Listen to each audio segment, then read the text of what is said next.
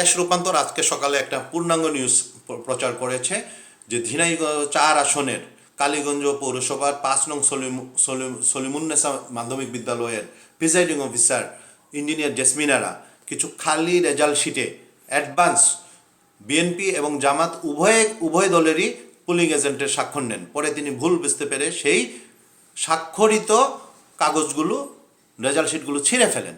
কিন্তু চোরের কণ্ঠ, চোরের ট্রিবিউন এই ধরনের ইন্ডিয়ার দালাল কিছু সাংবাদিক স্বচ্ছ নির্বাচনকে প্রশ্নবিদ্ধ করতে মিথ্যা সংবাদ প্রচার করে নির্বাচনকে প্রভাবিত করার অপচেষ্টা চালান। এটা মূলত ইন্ডিয়ার পক্ষ নিয়ে ওনারা করেছেন।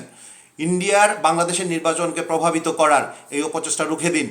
ইন্ডিয়ান আধিপত্যবাদ বিরোধী একটি সরকার নির্বাচিত করতে আপনারা দলে দলে নেমে আসুন।